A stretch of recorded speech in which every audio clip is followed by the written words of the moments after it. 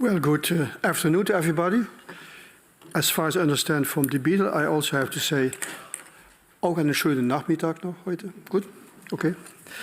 Hereby I open this academic ceremony in which Ms. Ute Linnenkamp will defend her academic thesis entitled Assessments of Comorbid Depression in Patients with Diabetes, an Analysis of Instruments, Cost, Patterns of Healthcare Use and Future Utilization. May I invite you to present a summary of your study and the conclusion of your thesis in the next 15 minutes. And I give you the word.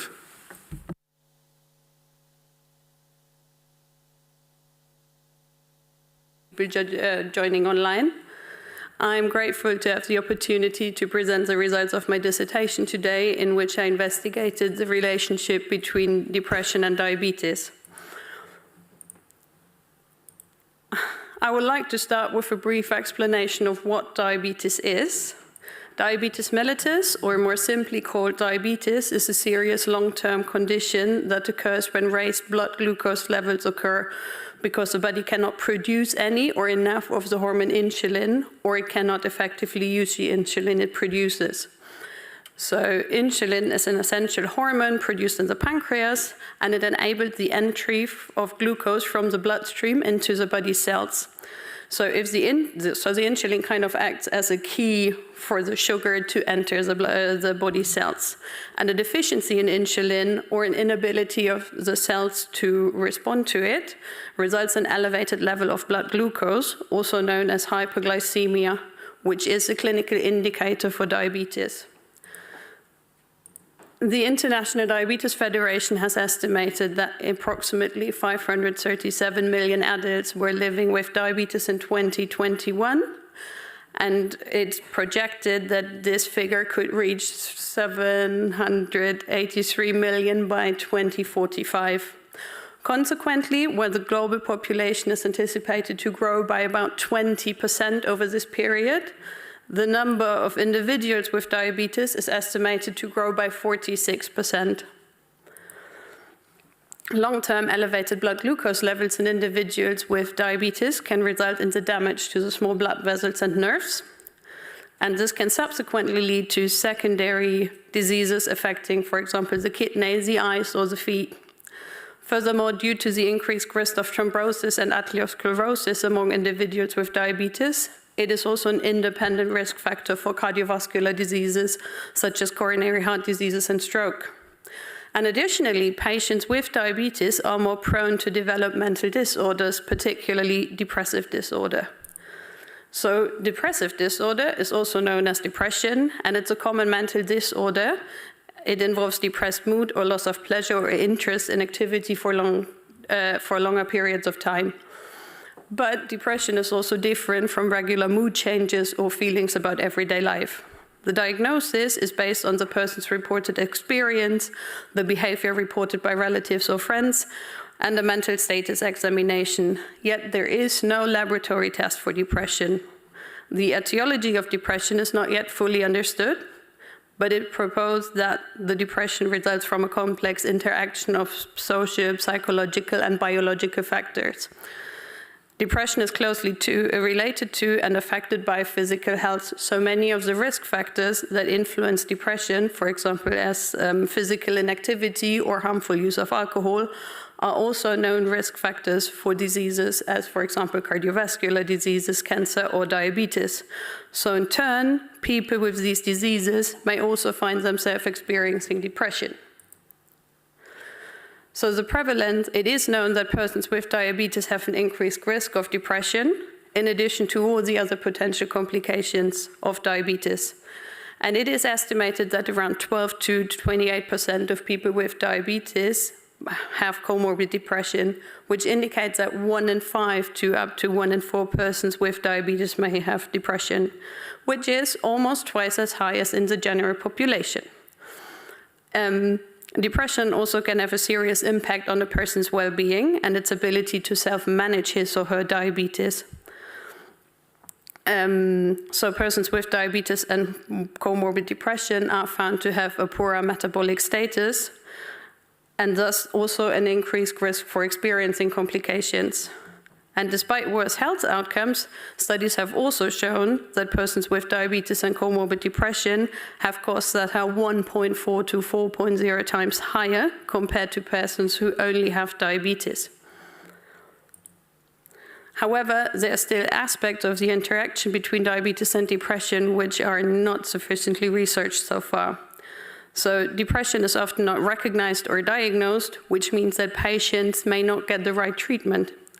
And most research conducted on associated costs focuses on people who have a diagnosis of depression, yet as mentioned before, a lot of people are not diagnosed.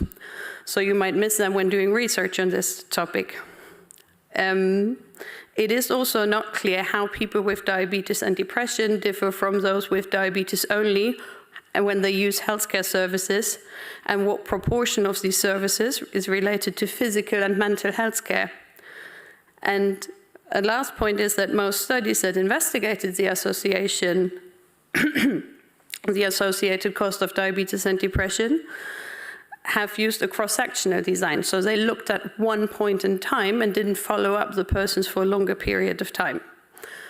So the aim of my dissertation was to generate a more comprehensive picture of the relationship between comorbid depression and diabetes among a German study sample. And within my thesis, therefore, among other things, I investigated, for example, the question, how are people identified with depression when using different methods to identify them? How do they differ in costs? How do they differ in their future healthcare utilization? And are there different healthcare patterns of healthcare utilization among persons with diabetes? And the basis of the research within my dissertation was data from the DIADEX study. So I will briefly explain how this study was conducted. We had a health insurance population of which we identified the persons who had diabetes, which can be done when you use their health insurance data. You can identify who is probably having diabetes. And we draw a random sample of all those 46,000 people we identified as having depression and sent a survey to them in 2013. And the survey included questions on, for example, the type of diabetes, how long they have diabetes, some questions on depression, some questions on general health, and also questions on socio-demographic characteristics, for example, level of education or age and nationality. And even though participation rates in research in the last decades have decreased enormously, we were able to get a response rate of 51%. So we did have the survey, and the persons also agreed that we could use the health insurance data, which includes information on emergency care, medication prescription, and also what kind of services people used if they were hospitalized or if they went to the doctor, what kind of diagnosis was given by the doctor or in the hospital, and what kind of costs it created, and also the diagnosis the persons received. We then linked individually each person's survey answer to the health insurance data for 2 years, which allowed us to look at them 1 year prior to the survey as well as 1 year after the survey. And by doing this, we were able to have a more complete picture of the individual persons that we wouldn't have had if we would have only used health insurance data or survey data. So I will now go through two of the results we could find in the various analyses we conducted. And the first one is a comparison of different instruments to identify depression. So one of the aims was to assess whether or not the same persons are identified when using different methods to assess depression. And we used 2 questionnaire instruments, namely the Patient Health Questionnaire number 9, which is a multi-purpose instrument to screen or diagnose or monitor or even measure the severity of depression. And the other questionnaire instrument we used was the Center for Epidemiological Studies Depression Scale, also referred to as the CESD. And also it's initially designed to be used in a general population surveys. It's now also used a lot of times in clinical settings and also in research. And the last method we used was a diagnosis coded in the health insurance data of the participants. And we could find that different methods do not identify the same people with depression. In total, 33% of our sample were identified with some form of depression. And when we used all three methods, we could identify 5%. Depending on the method we used, we could identify between 12% when we used the PHQ-9, up to 22% when we used health insurance data. So what we can say is that even though the same disease should be measured, the degree of variability within the persons identified is substantial. So the next thing we had a look on was annual mean total healthcare costs compared between persons with diabetes only and those with diabetes and depression. And we first compared persons with diabetes without any form of comorbid depression to persons with diabetes and depression identified through either diagnosis and health insurance data or they reported symptoms according to the PHQ-9. And we found that the annual mean total healthcare costs were 1.73 times higher for persons with diabetes and comorbid depression than for persons with diabetes without any form of depression. And we further wanted to investigate how much mental health care costs contributed to the extra costs we could observe among patients with diabetes and depression. But we found that mental health care costs were very low for patients with without depression. So 16 euro of the annual total costs were quite low, were due to mental health care costs. And they were still relatively low when you looked at people with diabetes and comorbid depression because they had mean annual costs for mental health care of 425 euro. So we further wondered if this could be different if we looked at the different groups of persons with diabetes and comorbid depression. So we had a look if the costs were different for persons with a diagnosis but who reported no symptoms. In the PHQ-9, that was the instrument we used, or if for persons who reported symptoms but had no diagnosis in health insurance data, or for persons with a diagnosis who also reported symptoms. And we found that the cost caused by the group with depression symptoms and diagnosis were twice as high as in the group who didn't report any form of depression. And we further found that costs for those with only symptoms were higher compared to those with only a diagnosis, which is really interesting since those who were only identified through symptoms still cost higher costs than those with no depression. But if we would have focused on insurance data only, we wouldn't have been able to identify them. Yet no matter how depression was identified, annual costs for these persons were always higher compared to persons with no form of depression, compared to persons who only had diabetes. Which brings me to my take-home messages. So to conclude my presentation, I would like to provide you some. So the use of different methods to identify individuals with depression can result in the identification of different persons. This is an important consideration when comparing, for example, results of different studies, or when selecting an appropriate tool to identify people with depression in your research. And in the long run, it's also important that clinicians and researchers are provided with knowledge to decide which instrument should be used in everyday practice. People with a depression diagnosis, depression symptoms, or both have higher healthcare costs than those who have no comorbid depression. And while mental health services contribute to these costs, they only account for a very small increase. So it is important to assess whether treating depression could reduce the need for non-specific treatment or other problems by future research. And with this, I would like to thank you for your attention, and I will give the word back to the Pro-Rector. Thank you very much, Ms. Candidate, for your clear presentation, well organized, and we're looking forward to the questions which will be raised. Before we start officially the defense, I would like to introduce also first the supervision team who guided you in the last 4 years and to bring you to this afternoon defense.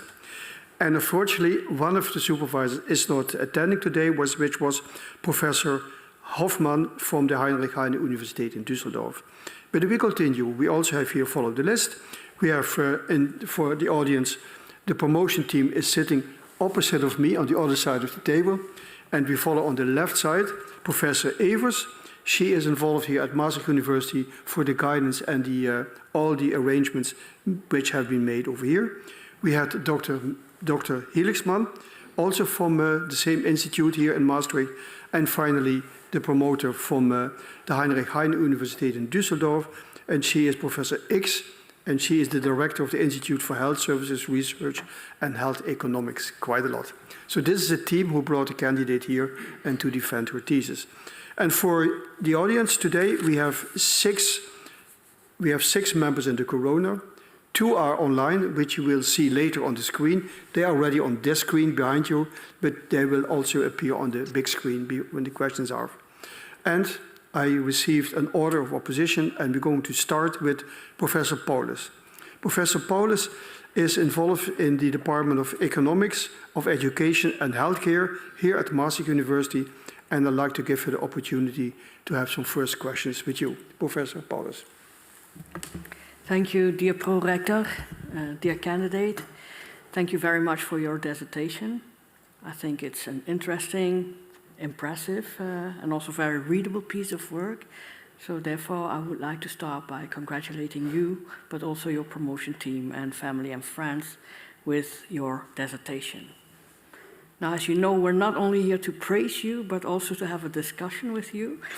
And I would like to discuss some aspects related to your cost calculations. You presented them very nicely in your presentation.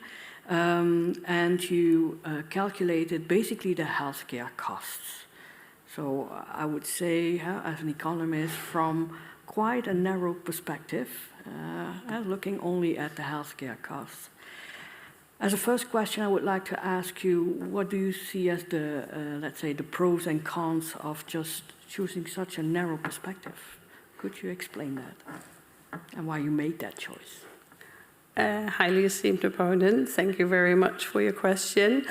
So, calculating healthcare costs has, of course, advantages and disadvantages.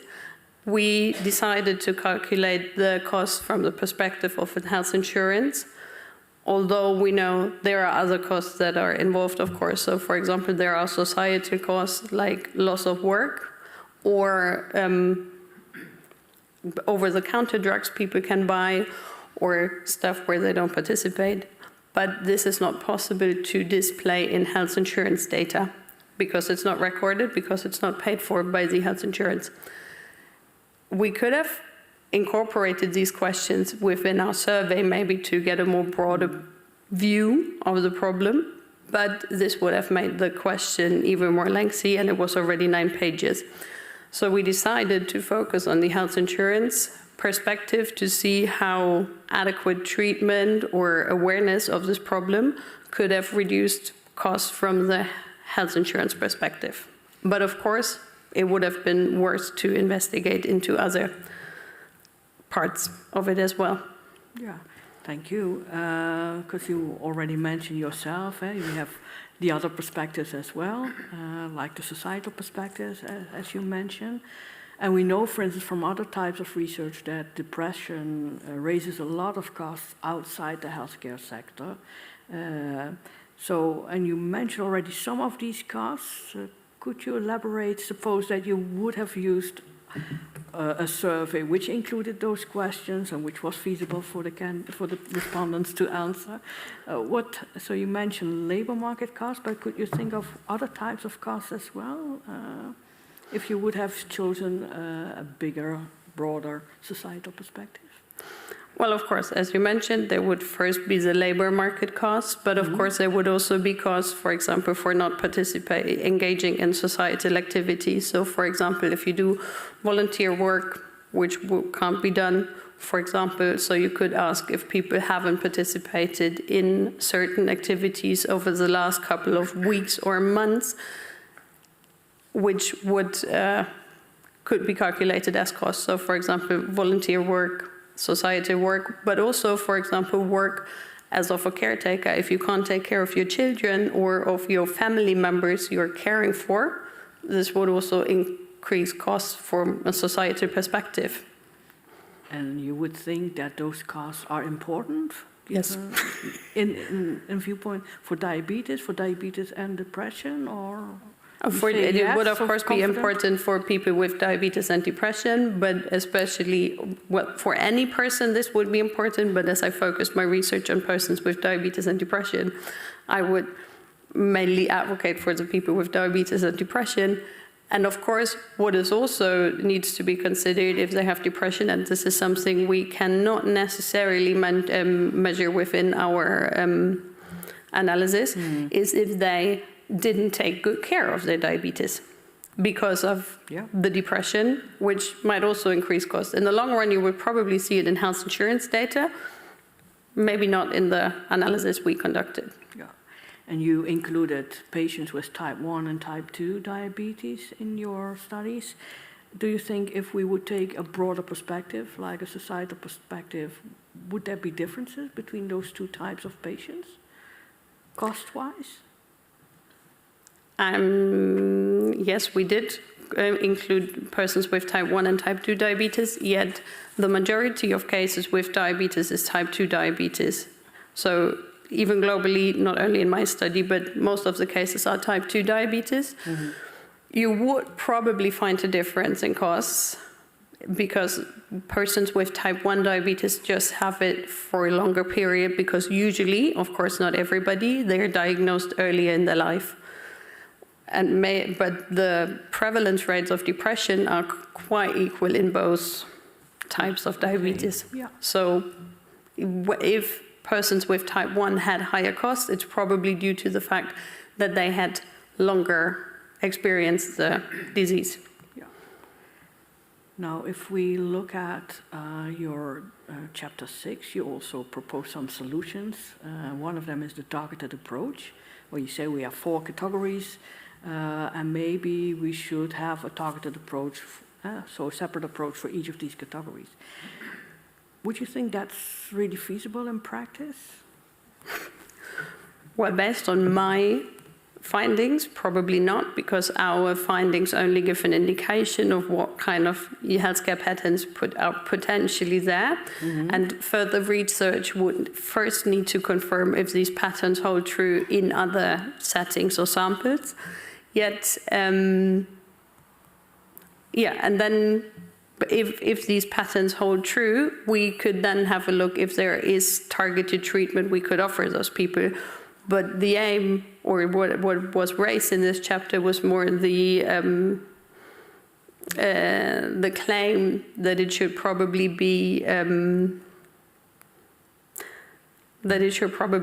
be considered to have not one size fit all approach, but that the people with diabetes are not that homogeneous, but rather heterogeneous, and that we should find a way to target the care more.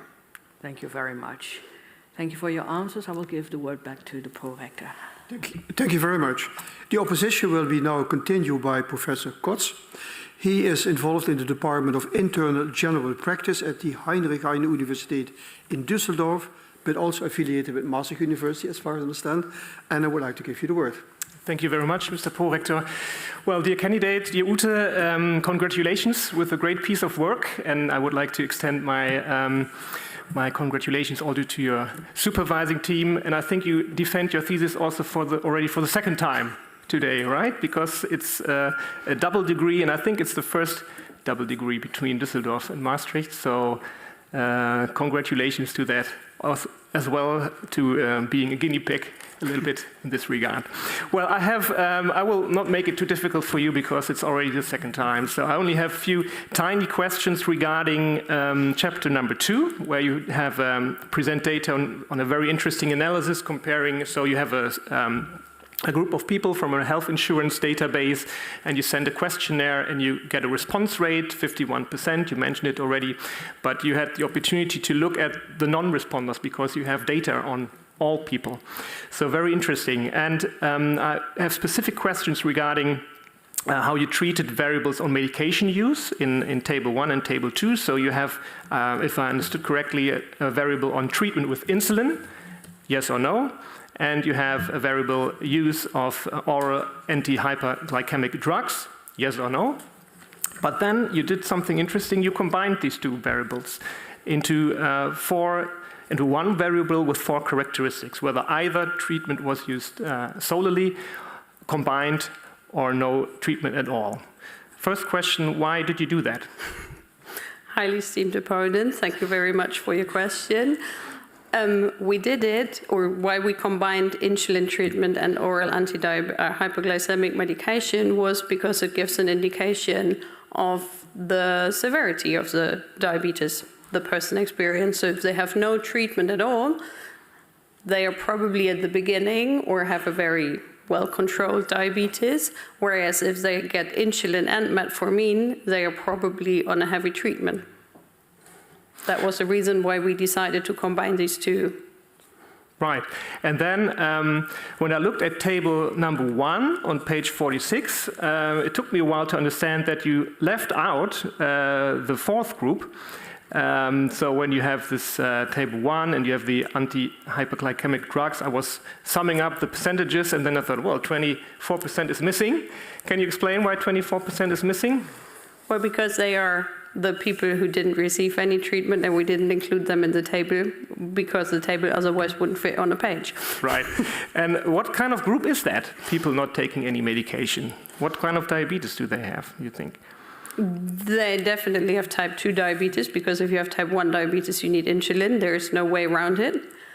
So they have type 2 diabetes and they probably in the beginning of the disease and don't need any medication at that point in time.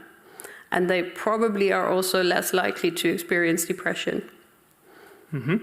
And why did you use this group as the reference group in table 2, where you do your regression analysis?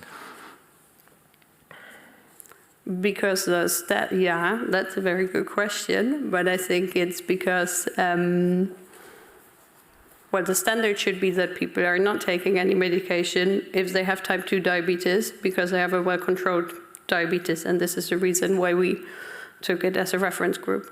Mm-hmm. And if I understand correctly, so in the abstract of this chapter, you say in the results, regardless of age and sex, treatment with insulin and so on.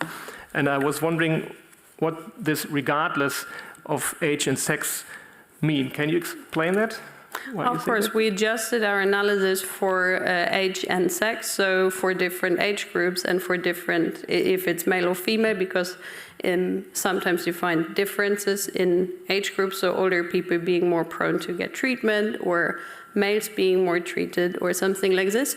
But even when we adjusted our analysis for these factors, we would find that people who are taking any kind of anti-hyperglycemic therapy, we would identify them. Mm-hmm. So there's no age or sex confounder influencing this. Right.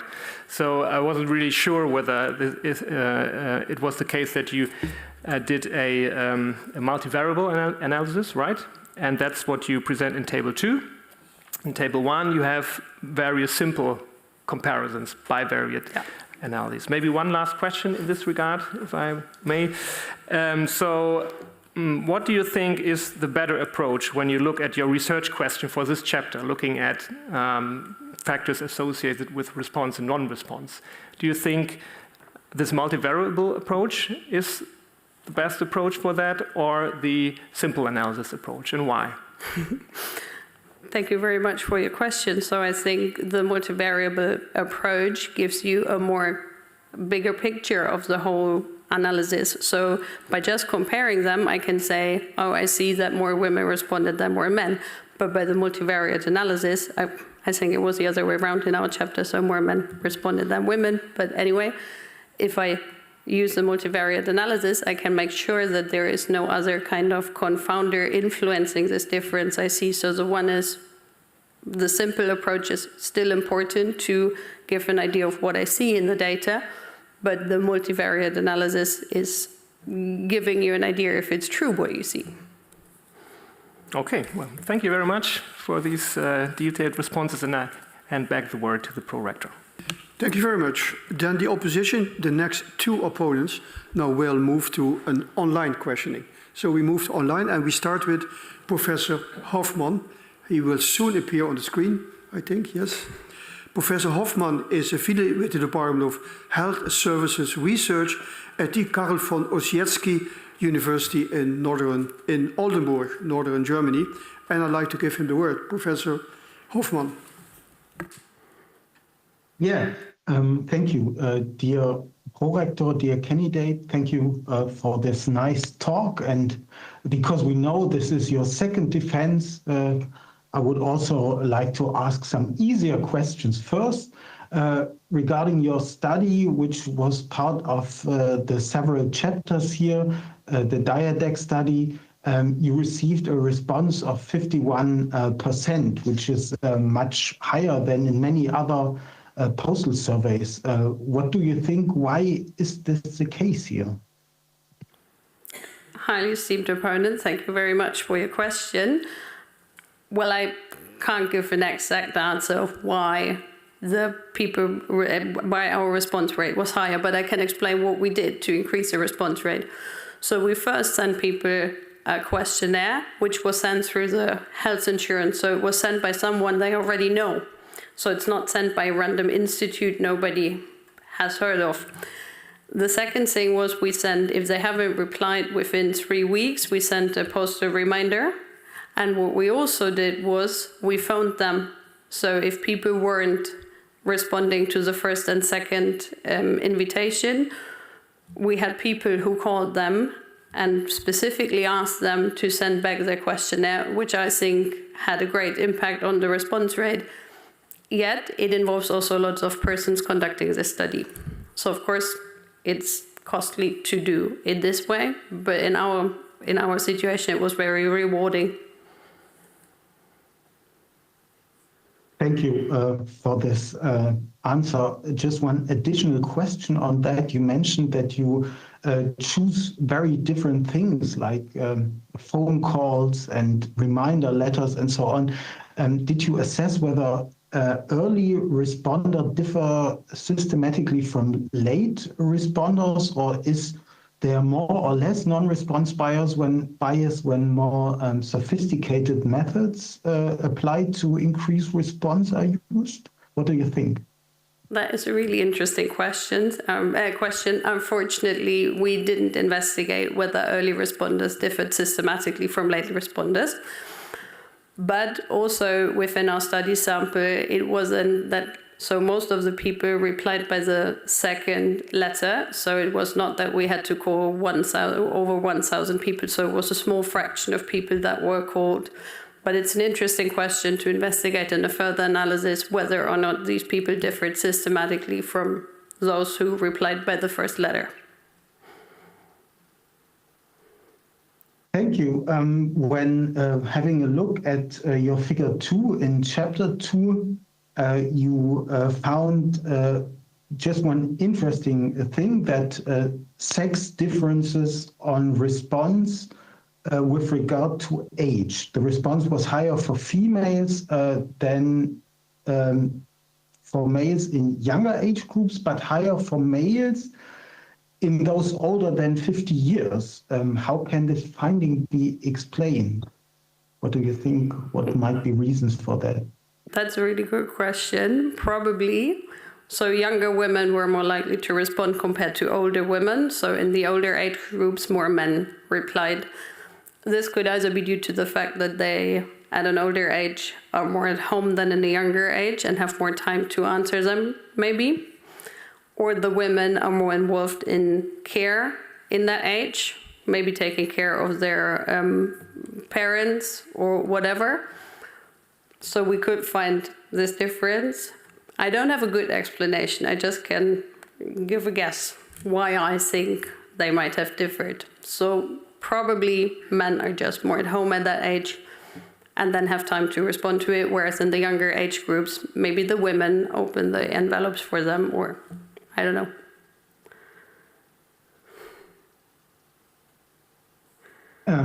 Thank you. I want to go to chapter 3 and to your analysis regarding the different methods to assess diabetes. There was a recent study by Vogelgesang and co-authors in the Ärzteblatt this year, where persons insured in the Barmer health insurance company were surveyed using questions that are also used in the health monitoring of the RKI to assess diabetes with the typical questions. Have you ever been diagnosed with depression by a doctor within the last 12 months, which measures the 12-month prevalence, as you already did here. And they also find higher prevalences of depression in claims data as when using standardized instruments. Quite the same as you did. What might be reasons for that diagnosis in health insurance data obtain higher prevalences of depression? Thank you very much for the question. So why depression prevalence is higher in health insurance data compared to using instruments? One explanation could be that, for example, in our study, the health insurance data was over a period of 2 years. So we looked at diagnosis people got during 2 years, whereas the questionnaires were sent at one point in time, and the PHQ-9 covers a period of 2 weeks. So I asked the persons, have you experienced certain symptoms during the last 2 weeks? And the CSD even only focuses on the last 7 days. So if you identify a person, for example, with bipolar disorder, and you send the questionnaire at a point in time where they're on a high, you might not identify them using the questionnaire, whereas you still find them in health insurance data if they received a proper diagnosis by a specialist.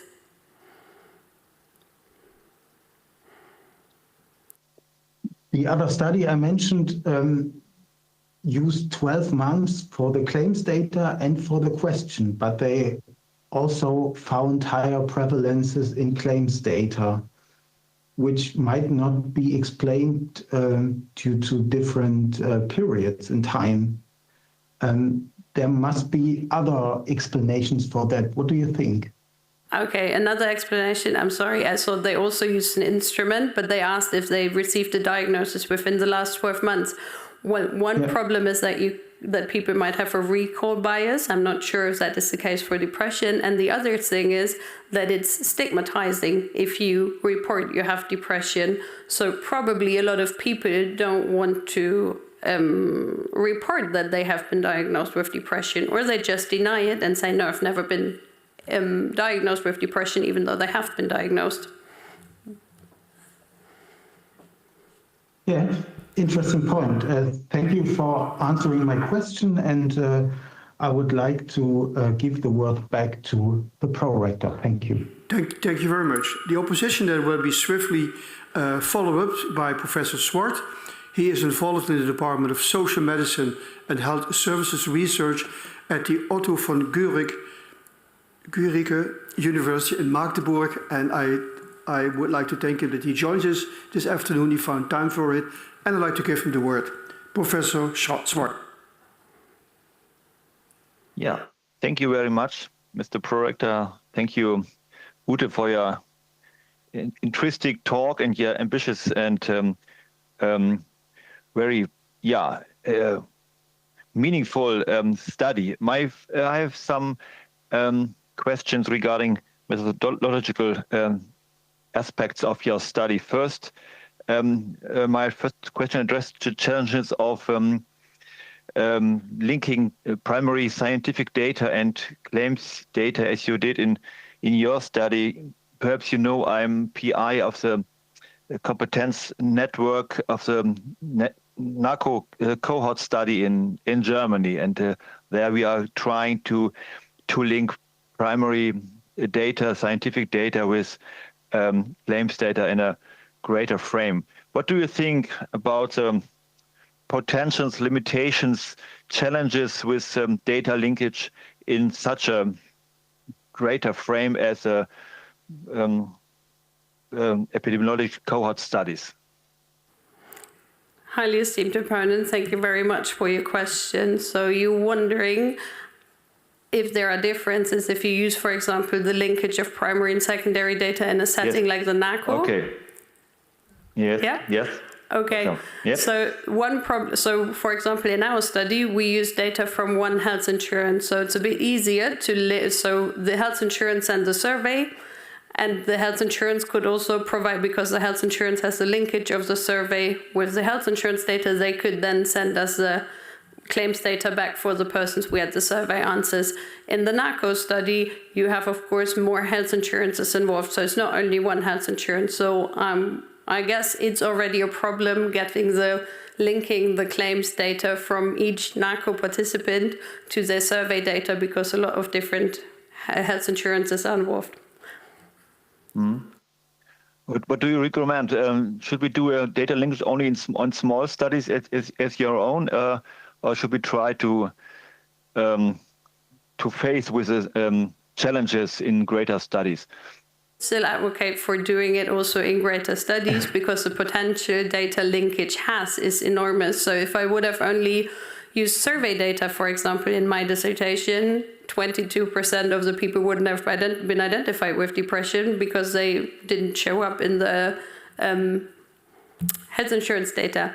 So if you want to have a more holistic picture of different research questions, I think data linkage gives a very great potential, even though I can imagine in the NACO it has a lot of hurdles if you have different health insurances involved. Okay, thank you. So my second question addresses validation of diagnosis in claims data. It's crucial for many studies. And what can you say some words onto the approaches to validate diagnosis in claims data, and which approaches would you recommend for other settings? Thank you very much for the question. So which kind of approaches we use to identify diagnosis in health insurance data? So for example, for diabetes, there's an algorithm which is available, which counts the number of diagnoses over a period of time, or if the people got blood glucose measurements, or if they got anti-hypoglycemic medication prescribed. This is probably a bit more valid than what we use to identify depression diagnosis in our insurance data, because there we could only use ICD codes, because there is no valid algorithm up till now to identify depression. So we have to work with what's available, and that was using a diagnosis of depression, whereas for diabetes it was a bit more sophisticated, and we could match procedures that have been conducted by a specialist combined with diagnosis and medication prescribed.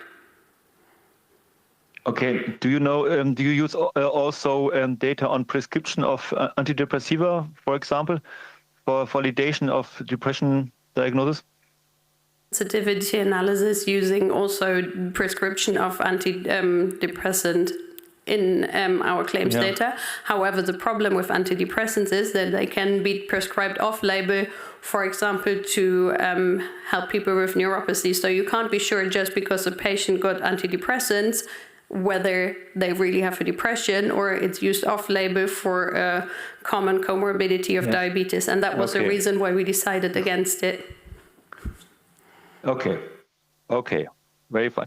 And my last question addresses what can we learn from your study, from your approach to diabetes and depression? Is this maybe your solutions to your different challenges maybe transferred to other diagnostic specific settings when using claims data, other somatic or psychiatric diagnosis as well?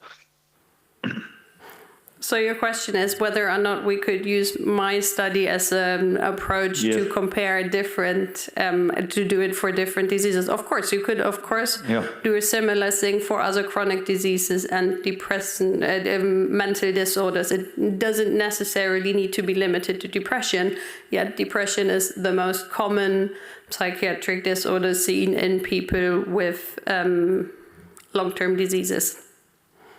But of course, it could be an approach to do it, for example, for cardiovascular patients as well, or for others. So they could use it as a blueprint to do a similar analysis. Or other people could, My dissertation didn't give any solutions, but we could provide some indication of what further research should investigate. So, for example, the different healthcare patterns, we identified different samples would be necessary to see if you find them also in other samples, or if that was a unique pattern you could only identify in this specific sample. Okay, thank you very much for your substantial answers, and I gave the word back to the prorector. Thank you. Thank you very much. Then we move from online to on-site. So we go back here with the last two opponents here into the aula. And I'd like to give the next possibility for an opposition to Professor Pischke. She is involved in the Department of Public Health at the Heinrich Heine Universität in Düsseldorf. And I also would like to thank her that she came all the way by car today, passing the borders here to Maastricht. Thank you very much, and I give you the word. Yeah, thank you for having me. And thank you for this great dissertation. It was a great pleasure reading it and of great interest, and you provided very valuable findings, I thought. And I also want to go back to that chapter 2 and the response rates, because you found here that depression did not seem to play a role, which was good. That's good news, right? But then you also found that those that were affected by their disease, that had sort of a more severe disease status, were more likely to participate. And I was wondering, looking into the future, into future research and studies, if you conducted a study sort of examining preventive strategies in patients with pre-stages of diabetes, what could a well-planned recruitment strategy look like so that you get these people and not the ones that are already affected? Do you have an idea? Hi, Ronan. Thank you very much for your question.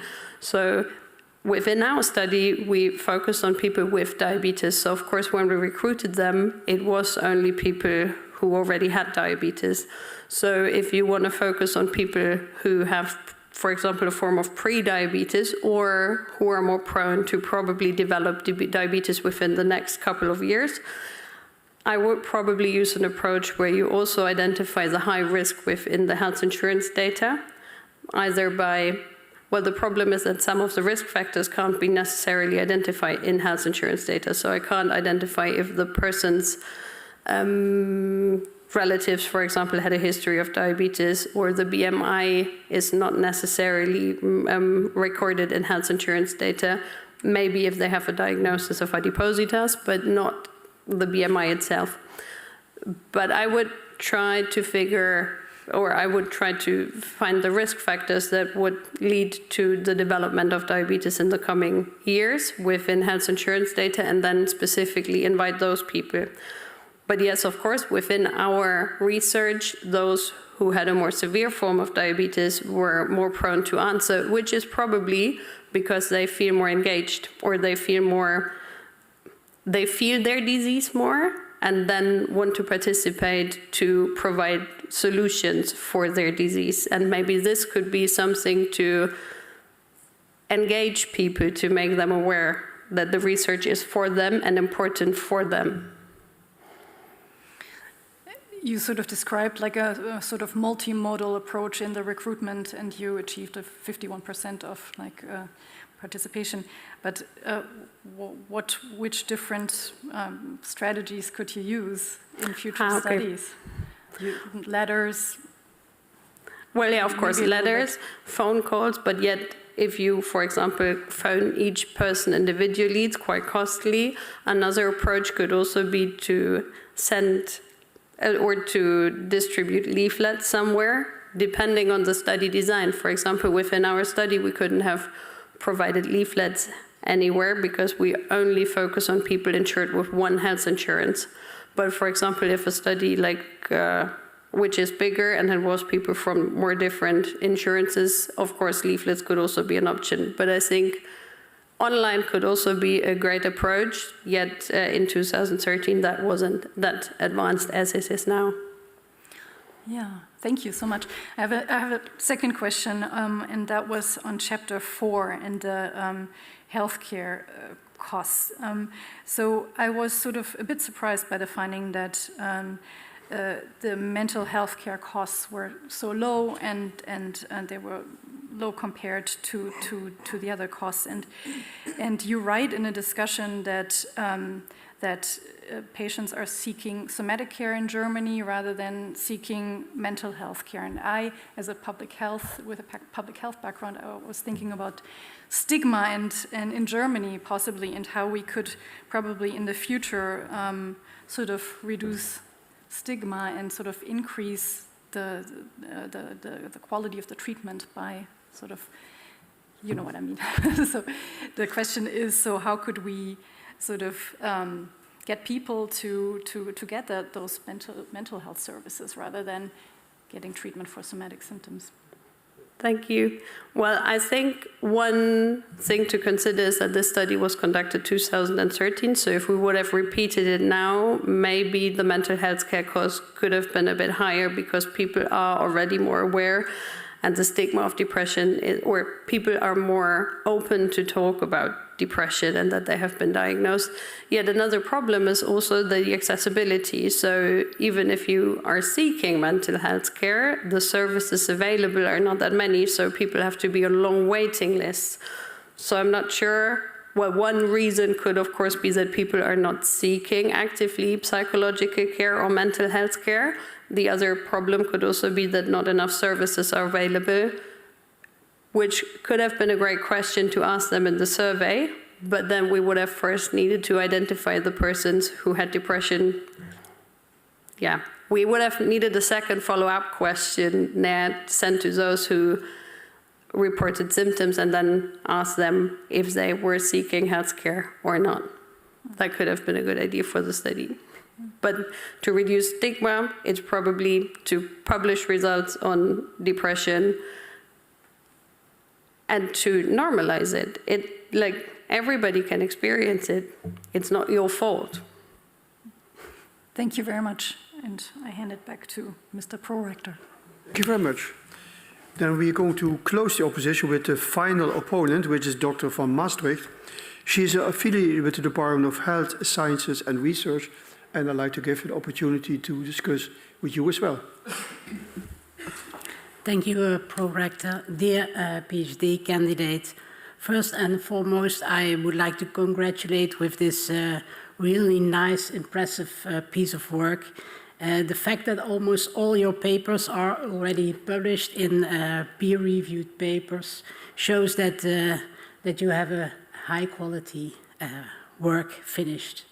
I would also like to extend my congratulations to your supervisor team for the guidance and support of this candidate.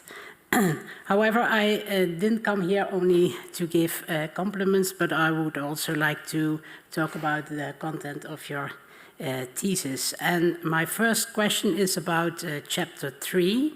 In this chapter, you conducted a cross-sectional survey among a large sample of diabetic patients using these insurance data. And you also used 2 questionnaires, the CESD and the PHQ-9, to identify these depressive patients besides the ICD-10 diagnosis. And you divided up these patients in 8 different groups. And I was wondering what were your hypotheses before you started this study? Did you expect that there were similarities or differences between the groups if you look at the different subgroups? Esteemed opponent, thank you very much for your question. So, of course, we kind of expected, because different methods to identify people with depression kind of measure the same disease. So I would have expected that most of the people would have been identified with all 3 methods. The second thing was we were hoping if they didn't identify the same persons, that at least we could more clearly describe, for example, women are more found when using the PHQ-9 and men are better identified when using the CESD, for example. Yet that was not the case. And we couldn't clearly describe how the people differed. We could just say we find differences, but further research is necessary to explain them better. Mm-hmm. And if you look at the characteristics that you already talked about, the time they will include in the measurement of the depression, so 12 months or 2 weeks or 1 week for the different methods. What did you expect based on the other characteristics would be then a reason that they will measure the same instruments, would have the same groups included? Well, yes, of course. If the one instrument measures over 7 days, the other over 2 weeks, and the last one over 2 years, you of course would identify with the one measuring over 7 days less people than with the one over 2 weeks, and then with the one over 2 years. Yet, I would kind of expect that they more overlap. Mm-hmm. So more people within the same group, but as I said, we could only identify 5%. With the same or matching in all three instruments, which I think is not explained by the fact that they measure over different time periods. Mm-hmm. And if you look at those two instruments, the CESD and the PHQ-9, which of them would you think would resemble the most with this ICD classification? Thank you very much. I think it's the PHQ-9 because it was based on the diagnostic criteria for depression diagnosis. And if we would have had the money to hire somebody who does a clinical interview with everybody, we could even have diagnosed depression using this instrument, whereas the CSD was designed to measure depression in surveys. And the PHQ-9 was actually developed to diagnose and monitor depression and also assess how severe a person has depression, whereas the CSD only measures if the person reports depression symptoms. Okay, thank you for these answers. I have another question on chapter 3, and it's about chapter 3, table 3. And in this table, you show the results of the multinomial models, and you include several parameters in there, and then you also divide it up again in these 8 or 7 groups. Could you explain how you developed these models? How did you select these parameters, and how did you check whether you could evaluate the data like you did? Thank you very much for the question. So, of course, we first had a look into literature. What have other people used, and what did they find to be related to either of the two diseases? We also had to have a look at what kind of data do we have available, because in health insurance data you can't find everything, and in the survey data we couldn't ask everything we wanted to ask because there would be a lot more questions. And we also had a look if people had missings, and we also tried to impute missings if possible, if it wasn't too many missings in, for example, one item. If all the responders in our survey didn't respond to one question, we of course could not include it, even though we would have liked it. So that was how we decided on what kind of items we would like to include in our analysis. And at the end, if I'm right, you have selected 10 predictors, and did you also check for overfitting of these models? Because, yeah, maybe 10 predictors, would that not be too much for only small groups? You mean if our groups were too small to use these predictors? Yes, we checked if it was possible, and within a sensitivity analysis, we also tried to adjust for it, yet because it's a cross-section, it's... Dear Ms. Candidate, you're allowed to finish your answer. You don't have to, but you are allowed. Thank you. Because it's a cross-sectional study, it's also associated factors, so we couldn't predict anything within our study and could only report on associated relations. Thank you. Thank you very much. Ms. Linnenkamp, the time appointed for defending your thesis has now officially passed. The degree committee will now withdraw to discuss not so much the quality of your thesis that has been approved, but the way you have defended your thesis this afternoon. I request that you and your company await the results of our deliberations in this room and our return later. Thank you.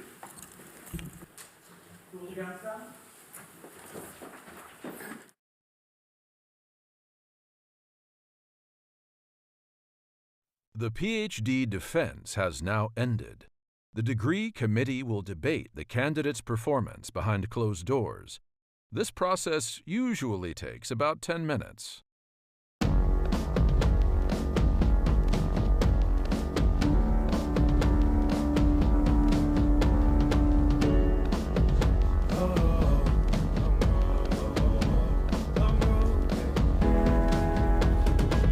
Long road to the south side.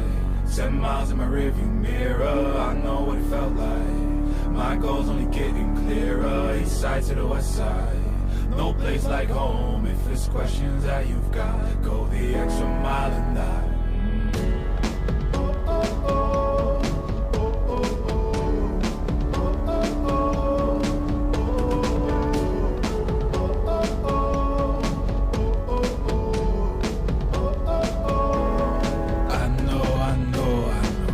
On the line, I know you know that I can't read your mind. Years can't fly by now, don't waste all your time. Cause I'll go the extra mile. Long road to the south side, 7 miles in my rearview mirror, I know what it felt like. My goal's only getting clearer, east side to the west side. No place like home, if it's questions that you've got, go the extra mile and die. On the dash, got my laces tied. Long road, I don't waste no time. Break rules because fate decides. With the team and we chase the light. I make a move, fall down, shake it off. I hate to lose, bad branch, break it off. No room for negativity, praise and love. Prepare for deep part cause we're taking off. Take the mileage, traveling so far from home. Gathering knowledge, other connections. I put the time in to get everything I ever hoped for. It's a challenge and we all in. It's a better future that we go for. And even though these nights seem long, I know that I am never on my own. Know you've won the battle once you've grown.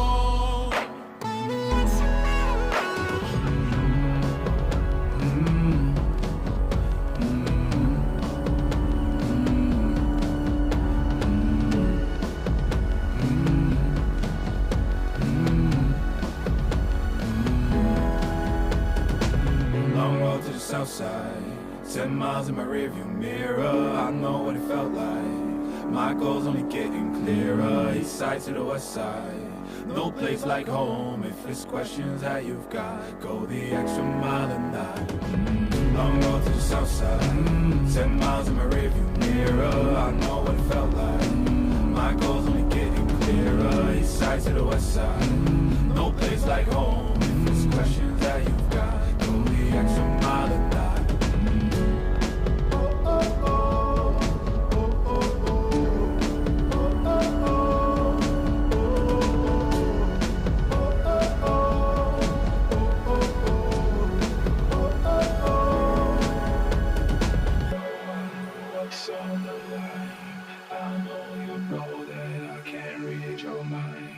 Years can't fly by now, don't waste all your time. Cause I'll go the extra mile.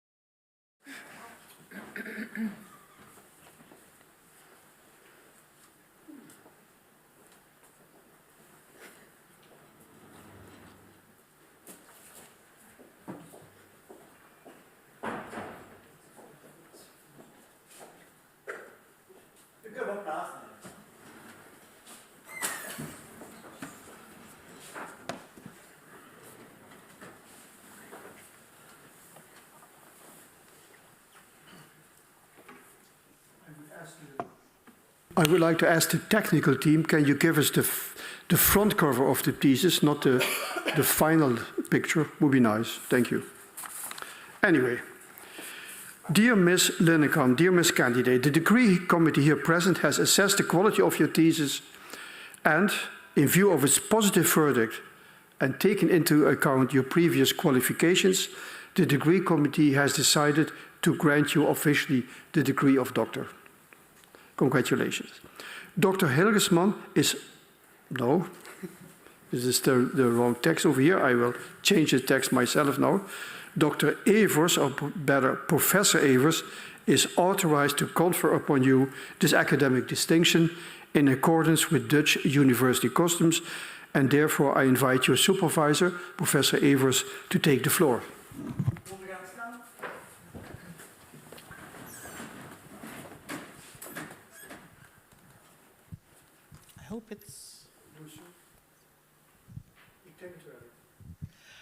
I hope it works, because now there are some important questions to ask you. Do you promise to work in accordance with the principles of scientific integrity at all times, to be careful and honest, transparent, independent, and responsible? Yes. Okay, that's great that you promise. By the authority vested in us by law, and in conformity with the decision of the committee here present, I hereby confer upon you, Ute Linnenkamp, the degree of doctor and grant you all rights attached by custom and law. As evidence of this, I will present you in a few seconds the degree of the certificate signed by the rector, the secretary, and other members of the committee and affixed with the official seal of the university.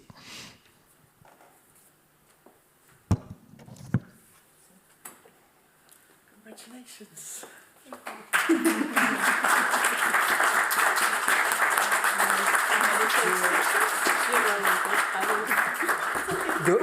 The photographer can come forward to make a picture. I mean, this is now the moment to do it.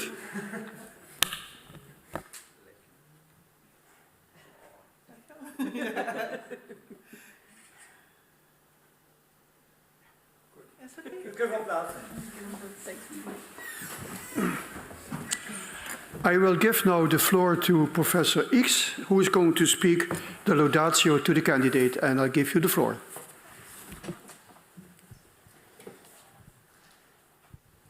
Just a moment, I need my glasses.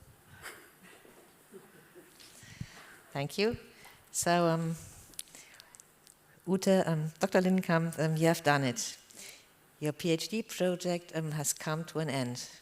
It is my honor and my privilege to be the first on behalf of your promoter team, including Sylvia Evers, Michael Hilligsmann, and Barbara Hoffmann, to congratulate you, but also your family, friends, and colleagues on this big accomplishment.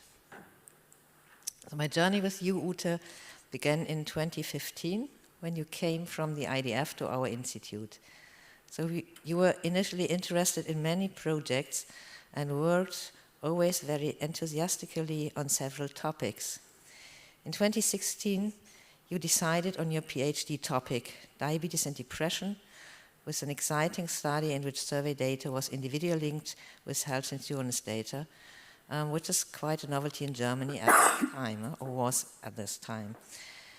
Yes, and in 2017, it was clear you wanted a binational PhD in Düsseldorf and Maastricht, and this was an even larger novelty. This was the start of an adventure. The whole procedure has to be set up. In 2019, that was done. In addition to great colleagues and administrative staff at both universities, this is above all thanks to your perseverance that this adventure came to a successful conclusion, and that we now have a blueprint for those who want to follow your example. And this is particularly valuable as there is an established cooperation between Capri in Maastricht and CAS in Düsseldorf that aims to do exactly that, to jointly advance young scientists on their scientific path. So you have published several papers from your doctorate in international journals and achieved important results. And I'm sure that further exciting projects will build on these. In addition to your doctorate, you have supported many projects at the Institute, coordinated our EISD study group, are responsible for our science communication. I'm thinking of the fun Science Fuck-Up Night, and are always on hand to help colleagues who are struggling with polished English texts. And whenever you are given a task, you're always full of joy and desire to learn, which is great. Yes, and you've also given birth to 2 children who certainly have a lot of research genes, and you ran marathons, so wow. I'm delighted that you're staying with us as a postdoc, and I'm not only happy for our institute, but also for the cooperation with Maastricht, which you are committed to supporting. And nice, this closes a circle, because you did your bachelor's degree in Maastricht, and thus began your path into the scientific community. Please join me in congratulating Ute on this exceptional achievement. Her success inspires us all, and it has been my honor to be part of her journey.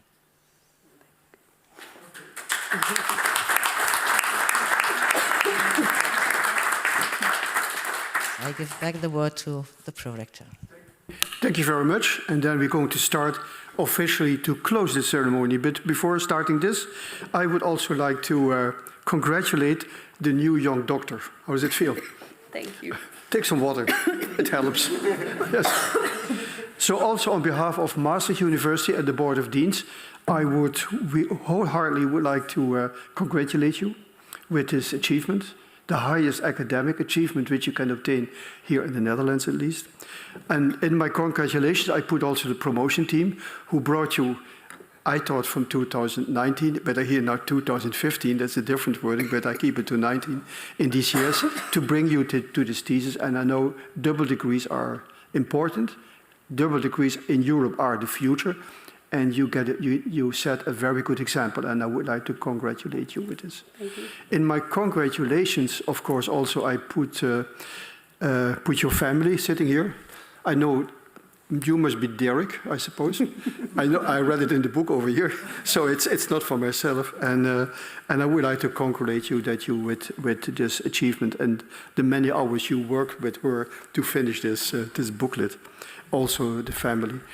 And I would like to thank the members of the Corona. They was already mentioned by the first promoter, spent a lot of time to prepare questions, to come here, to raise the questions, and to be here available. And I think that's an achievement, and that's always what we like to appreciate in your studies.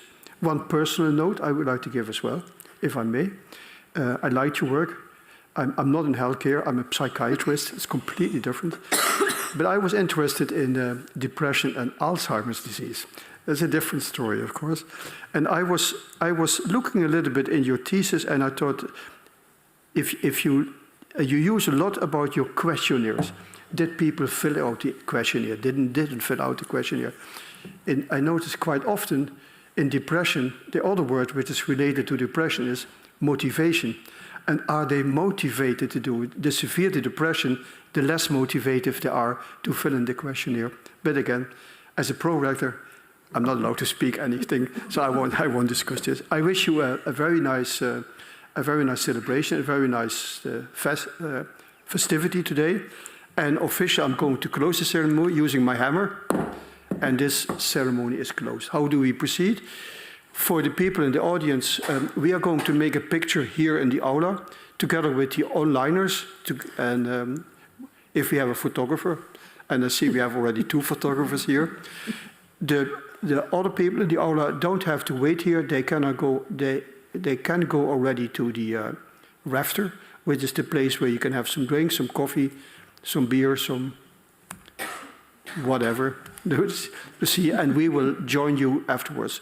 First a picture here, we make after a picture at the stairs of the university, and then we proceed. Thank you. Good.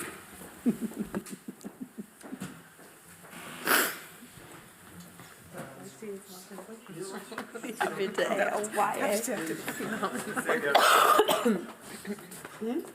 Ach, schon, das brauchen wir.